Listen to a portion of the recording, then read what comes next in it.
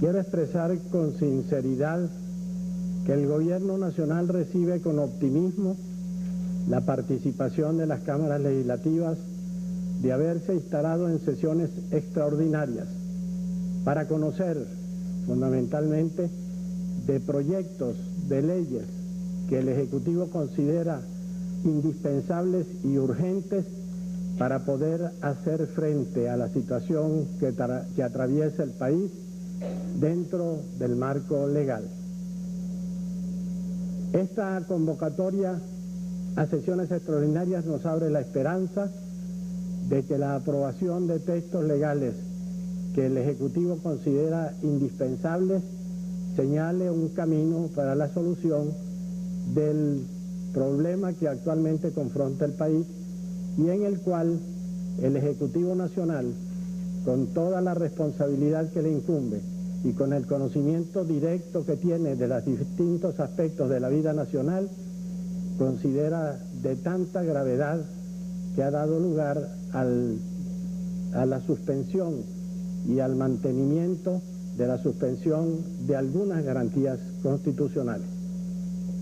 Cuando me eligieron presidente de la República el 5 de diciembre de 1993, todo el país estaba consciente de que atravesamos una crisis de suma gravedad, una crisis económica, una crisis política, una crisis institucional, una crisis moral. Persona que ha estudiado tanto la vida contemporánea de Venezuela como el presidente Ramón J. Velázquez, afirmó reiteradamente que a su juicio era la crisis más grave de Venezuela en toda su historia. Y para enfrentar esa crisis, desde los propios días de la campaña electoral, mi posición fue la de hacer un llamamiento al compromiso de solidaridad, a la suma de las voluntades y de las capacidades de todos los venezolanos, porque sin ellas sería virtualmente imposible lograr la solución que nuestro pueblo reclama y que es indispensable. Nunca pensó nadie, sin embargo, antes de la iniciación del nuevo período constitucional, que la crisis del sistema bancario tuviera la extensión y gravedad que ha ido revelando a través del transcurso de estos meses. Había sido intervenido por el gobierno del doctor Velázquez el Banco Latino, una de las instituciones crediticias más importantes del país, lo que había causado profunda angustia en millones de personas que habían sido atraídas a colocar sus depósitos, sus ahorros, el resultado del esfuerzo de muchos años en sus propias cajas. Nadie, sin embargo, sabía o presumía que la crisis del Banco Latino tuviera la inmensidad del volumen que luego demostró. El propio presidente Velázquez me informó que las autoridades financieras, la superintendencia de bancos especialmente, le habían manifestado que la crisis del Banco Latino alcanzaría en una cantidad estimada en 6.000 millones de bolívares. Nadie pensó que la crisis del Banco Latino sobrepasara los 300.000 millones de bolívares. Pero una vez resuelta, con la cooperación de los poderes públicos, el legislativo y el ejecutivo especialmente, la crisis del Banco Latino de una manera realmente satisfactoria, fue apareciendo que la crisis se extendía mucho más allá y amenazaba a todo el sistema financiero, una crisis sistémica, como dijeron los propios voceros del Consejo Bancario Nacional. Esa crisis sistémica fue enfrentada a través del Banco Central y de la presidencia del Fondo de Garantías de Depósitos, FOGADE, a través de un sistema de auxilios que fueron alcanzando proporciones inmensas. Pero a medida que FOGADE y la Superintendencia de Bancos comenzaron a introducir su análisis en el seno de algunas de esas entidades o de las entidades auxiliadas, se fue encontrando que su situación era mucho más grave de lo que al principio los balances publicados o los informes ofrecidos revelaban. Una situación de tal naturaleza que después del inmenso esfuerzo realizado por Venezuela para tratar de evitar que millones de ahorristas y de depositantes de las 8 instituciones bancarias auxiliadas pudieran sufrir daños irremediables, el resultado de las investigaciones fue el de que esas instituciones bancarias eran totalmente irrecuperables. Se planteó una situación que nadie previó, que nadie anunció, y no fue que se hayan retirado fondos de las entidades públicas,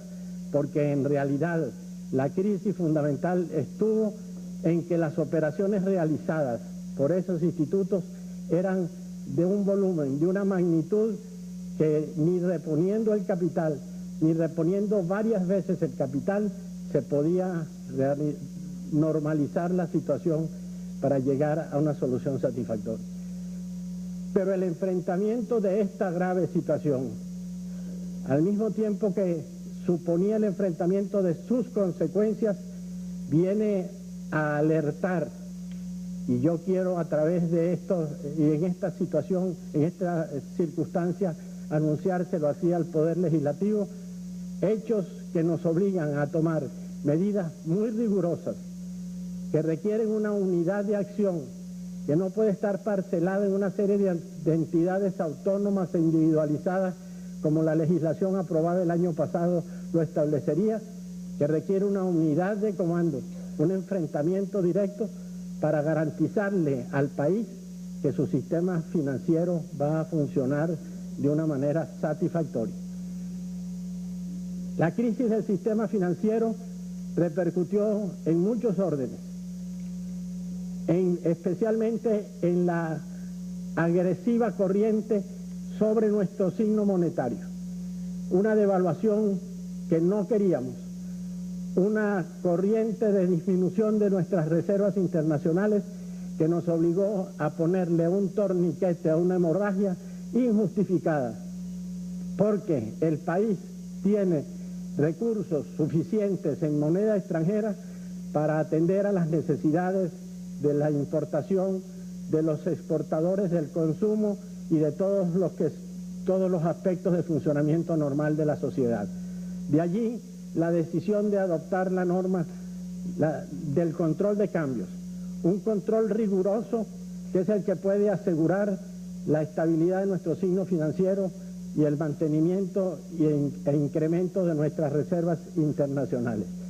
Pero para ser eficaz el sistema establecido,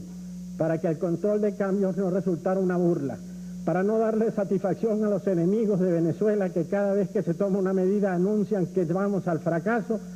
necesitamos poder suficiente para aplicar enérgicamente las disposiciones. Si es necesario, la detención de las personas que vayan a lanzarse al mercado negro. Si es necesario, prohibir la circulación de bienes, de ciertos bienes que no deben salir del país, y ello nos obliga, en la suspensión de garantías constitucionales, a hacer uso de los poderes que la Constitución nos da para poder detener en un momento dado a una persona que infrinja las normas, para poder también asegurar a través de la limitación de la garantía de la propiedad personal el derecho a incautar, a tomar posesión de los bienes, de las divisas, de los recursos indebidamente traficados, para que pudieran luego los jueces, las autoridades judiciales dictar las medidas correspondientes.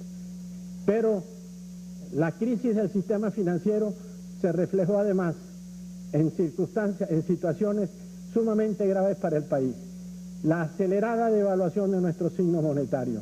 trajo como consecuencia una presión inflacionaria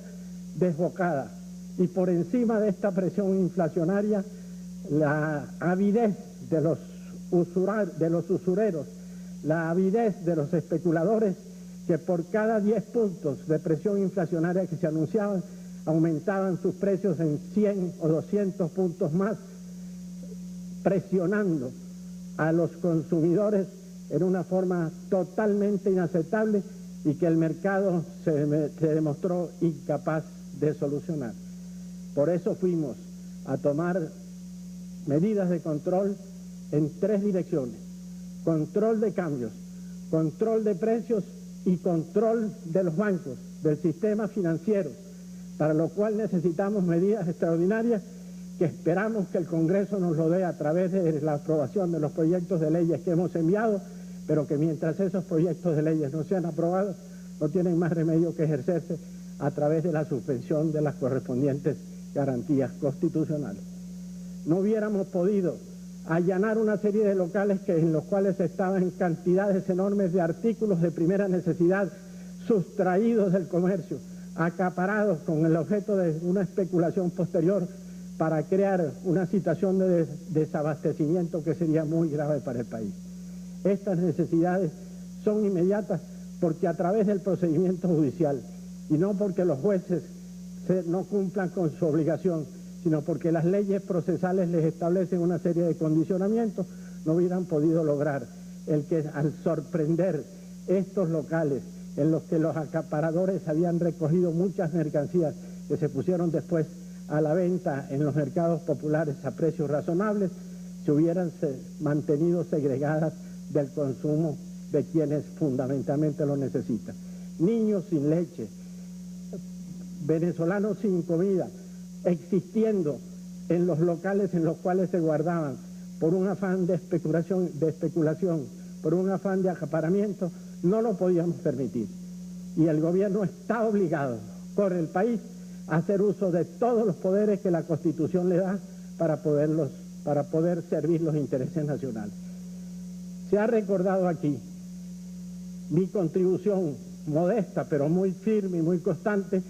a la democracia venezolana y a la constitucionalidad. Y yo debo recordar que en el primer periodo de gobierno, cuando era presidente de la República el señor Rómulo Betancourt,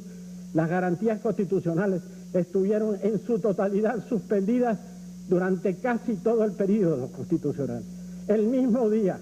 en que firmamos en el Salón Elíptico del Capitolio Federal la Constitución de la República, el presidente Betancourt reunió al gabinete de Miraflores para ratificar la suspensión de las garantías constitucionales. Y le dimos apoyo al señor Betancourt porque teníamos conciencia en que por encima de intereses de grupos, por encima de posiciones parciales, estaba el interés de Venezuela. Y no era de mi partido. No hubiera podido decir, aunque en ese momento no era precisamente lo procedente, que un hombre de oposición y un partido de oposición como el que yo dirigía fue pilar fundamental en el respaldo al presidente Betancourt para salvar el país. Y la Constitución se salvó porque se suspendieron las garantías constitucionales según ella misma lo preveía, porque de no haberse tomado esas disposiciones no estaríamos aquí celebrando los 30 y tantos años de la democracia venezolana. Eso es necesario recordarlo, porque precisamente es la Constitución la que da los recursos para que la propia Constitución se salve. Y si se hace la historia de la democracia venezolana, es imposible olvidar la historia del primer quinquenio, del difícil quinquenio en el cual hubo una serie de hombres que se pusieron de acuerdo para mantener, para fortalecer la democracia venezolana. Por lo demás, yo hasta ahora no he usado nunca el calificativo de oposición para ninguna fracción en el Congreso. Si alguna de ellas se ha definido, se ha determinado como factor, como elemento de oposición, es su propia actitud, su propia disposición. Yo no veo oposición en ningún venezolano hoy, porque a todos los venezolanos los llamo a un compromiso de solidaridad. Hay diversas fracciones políticas en el seno del Congreso. Cuando el Congreso ha coincidido, ha conjugado sus fuerzas con las del Ejecutivo para resolver determinados problemas, la democracia ha funcionado. Y yo no puedo entender que en este momento la democracia no pueda funcionar. Creo que el país nos está reclamando a todos concordia, armonía, esa solidaridad de que se habló, que es el propósito, el compromiso de hacer todos lo necesario para el beneficio de todos.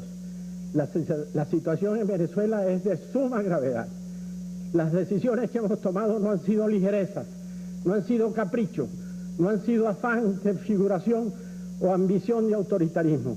Yo goberné el país durante 5 años sin suspender un solo día las garantías constitucionales. Pero ahora, si es necesario mantener la fortaleza del poder, siento que ello es una obligación fundamental para nosotros, porque para eso se me eligió presidente de la República el 5 de diciembre. Y para eso un grupo de hombres y mujeres responsablemente me está dando su concurso, su apoyo, su capacidad para poder sacar a Venezuela hacia adelante. Y quisiera decir, hemos sido y somos muy respetuosos con el Congreso de la República. Creo que en estos 6 meses de gobierno, los ministros del despacho han sido objeto de mayor número de interpelaciones y de invitaciones que cualquier otro gobierno en un año o en varios años de ejercicio del poder público. Hemos sido respetuosamente, hemos expresado con claridad los puntos de vista de cada uno de los ministros, que algunas veces exponen también sus criterios personales, porque este no es un gobierno de eunucos, y dentro de la orientación general del gobierno, cada uno de sus integrantes conserva su libertad de opinar y de expresar sus propios sentimientos. En este momento, señores senadores, señores diputados, el país está pendiente de nosotros. El país quiere que le demos soluciones, pero las soluciones no pueden ser la de abrir puerta franca para que se escapen quienes han defraudado al país de una manera miserable y creado una situación que nos está afectando a todos, pero que principalmente afecta gravemente a los sectores populares. En los barrios populares que se han mencionado aquí, se puede hacer una encuesta directa para ver cómo todos sienten que ha habido necesidad de tomar estas determinaciones. Por eso el gobierno no está improvisando soluciones. El gobierno está respondiendo a un anhelo, a una necesidad, a una preocupación colectiva. Los señores miembros del Congreso tienen larga experiencia en la vida política nacional, conocen suficientemente la vida de Venezuela. Yo los invito a que ellos mismos averigüen, interroguen, vean cuál es la reacción del pueblo. No se trata de una medida populista con una reacción aparente de un momento dado. Se trata de que el pueblo siente la necesidad de que se luche por él, de que no se le deje seguir siendo víctima de una serie de intereses individuales, usurarios, que han hundido sus garras en la carne de la República y que no quieren soltarla. Es necesario interpretar el sentimiento nacional. Yo tengo una gran esperanza en que en el seno de la alta representación nacional estos argumentos llegarán hondamente y en que podemos lograr realmente una solución armónica, conveniente, para asegurar franca y sólidamente la marcha de la democracia venezolana. Señores senadores, señores diputados.